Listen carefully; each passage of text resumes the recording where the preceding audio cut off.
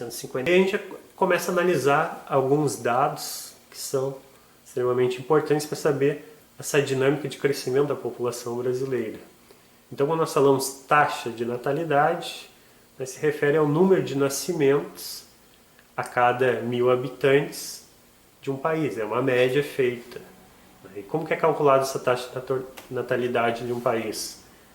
Eu pego e diminuo menos a taxa de mortalidade. Então, por exemplo, aqui na questão, 13% por 1.000. Ou seja, de cada 1.000 habitantes, esse crescimento, que é o crescimento vegetativo, o crescimento natural da população, corresponde, que é a taxa de natalidade, 13 de cada 1.000, menos a de mortalidade, 7 de cada 1.000. Então, em resumo, de um grupo de 1.000 habitantes, a população aumentou aproximadamente 7 pessoas. Aqui no gráfico 4, vai mostrando a taxa de natalidade, nessa linha roxa, que ela vem decaindo ao longo dos anos, e o crescimento vegetativo, o crescimento da população também vem decaindo ao longo dos anos, assim como a taxa de mortalidade. E aí a gente começa a pensar o que contribuiu para a redução do número de nascimentos e fecundidade no território brasileiro. A gente vai observar que a partir dos anos de 1960 acontece uma redução acentuada no número de nascimentos no Brasil, principalmente devido à modernização da nossa economia, o crescimento das indústrias. Muitas pessoas saíam do campo, iam para as cidades em busca de melhores condições de vida, em busca de emprego, uma maior remuneração, assistência médica, educação para os seus filhos, etc. E ao mesmo tempo as famílias no campo, que tinham muitos filhos, que representavam uma ajuda no trabalho rural antigamente. Então, a partir do momento que migra, a população vai para as cidades, começam os custos. O custo de sobrevivência, que a vida urbana tem que pagar aluguel, tu tem que comprar alimentação. Então, isso vai contribuindo para a diminuição do número de filhos por mulher. E é claro que o aumento do uso dos métodos contraceptivos, quando a gente fala contraceptivos, é aqueles utilizados para evitar a gravidez. No caso, as pílulas anticoncepcionais, o DIU, que é o dispositivo ultrauterino, preservativo, tudo isso vai contribuir para a redução da quantidade de filhos no Brasil. E ao mesmo tempo vai ocorrer então a queda na fecundidade. Quando a gente fala fecundidade, que seria o número de filhos por mulher e idade reprodutiva. Para se ter uma média, essa idade reprodutiva seria de 15 a 49 anos. Então, por exemplo, aqui em 1960, a média de fecundidade era 6,3 filhos por mulher. Em 2000, 2,4. Em 2005, 2,1. E hoje, em torno aí de menos de 1,6 filhos por mulher. Então, esse é o impacto que vai dar na redução do número de nascimentos no Brasil. Essa imagem, outro fato que ajudou, além dos métodos contraceptivos, a vida urbana, foi a participação cada vez mais das mulheres no mercado de trabalho, e ao mesmo tempo vai mudando a organização do núcleo familiar, onde antigamente nós tínhamos basicamente, não que hoje não predomine, mas o homem como o provedor da família.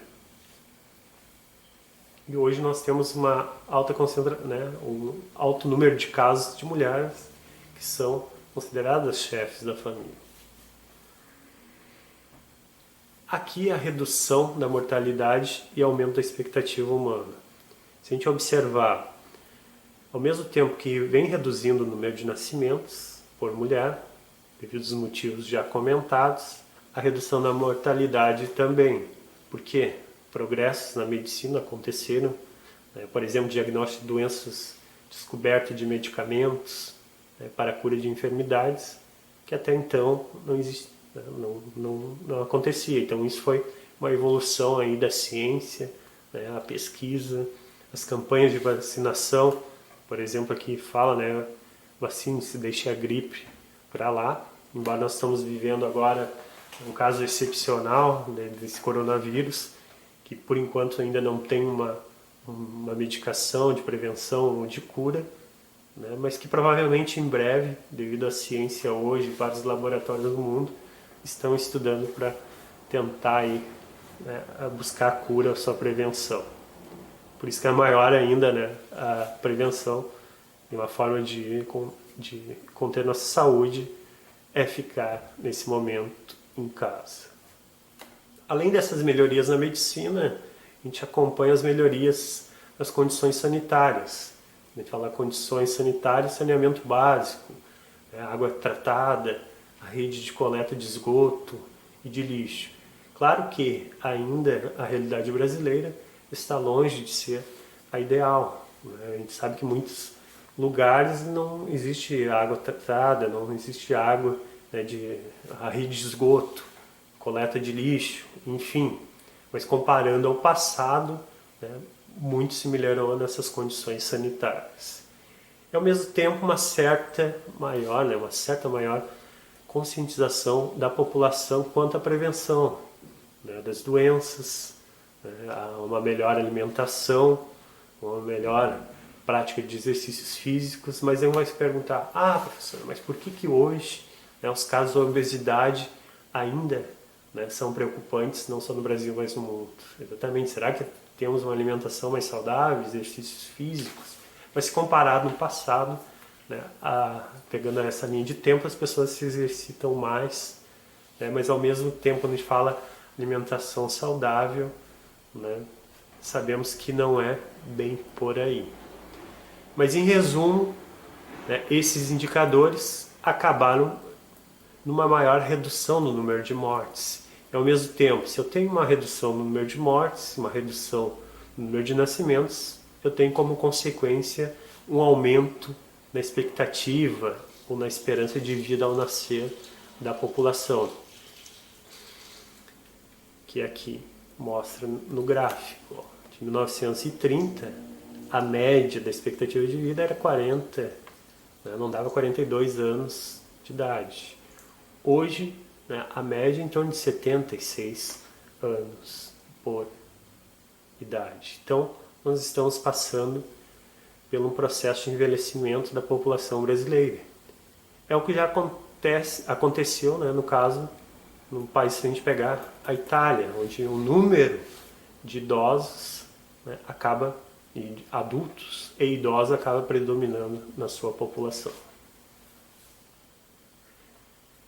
Bom, aí vem as questões que vocês tinham que responder em seu caderno relativo ao conteúdo abordado.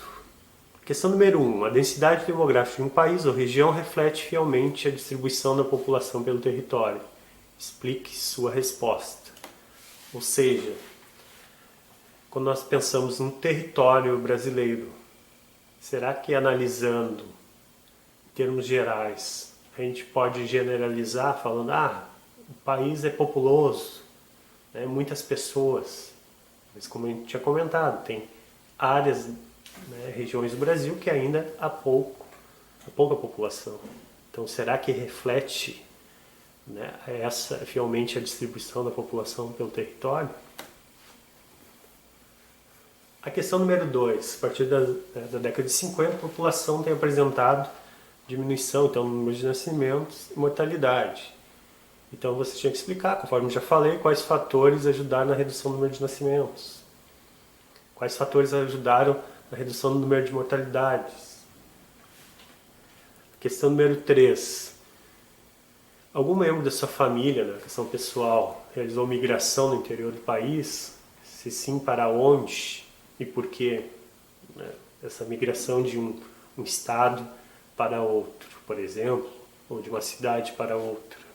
quais motivos as pessoas ou a pessoa acabou migrando.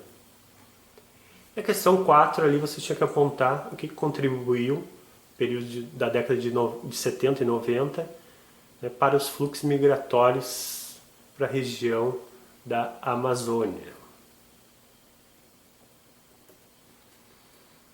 E aí a penúltima questão, na verdade, questão 5, você tinha que observar o mapa, está representando ali a expectativa de vida, né, ao nascer, população acima de 60 anos ou mais. Então, observando o mapa, nós temos aqui expectativa de vida, né, que compreende a cor rosa, né, ou mais a tonalidade fraca, até chegar a um roxo, onde apresenta maior concentração de pessoas. E aqui os quadrinhos, pessoas com 60 anos ou mais de idosos. Então, quanto maior o quadrinho, né, a porcentagem seria maior. Então, a questão A, a expectativa de vida ao nascer na unidade de federação estava compreendendo entre quais valores em 2015? Na sua unidade de federação, no caso, né, pegar o Rio Grande do Sul e analisar esses dados aqui. Questão B, aponte o intervalo percentual da porcentagem de população de 60 anos ou mais na população total da sua unidade de federação. Então, pegar esses dados aqui e responder aqui. A última questão, tinha que analisar a tabela e responder no caderno. Essa tabela fala a população, né, brasileira estimada em algumas áreas de alguns estados, Pará, Bahia, Mato Grosso, Rio Grande do Sul e São Paulo. Então calcule a densidade demográfica dos estados constantes da tabela e aponte qual o mais povoado e o menos povoado. O que eu faço? Eu pego a quantidade total da população e vou dividir pela área. Depois vou analisar quais desses estados têm, né, o maior número de habitantes por quilômetros quadrados. Que estado é o mais populoso, menos populoso. E os dados da tabela permitem concluir que a população se encontra bem distribuída pelo território. Né? Vocês vão observar que aqui tem estados onde tem uma alta concentração de habitantes por quilômetros quadrados, enquanto outras não. Bom, esse foi o conteúdo inicial sobre a população brasileira. Um grande abraço.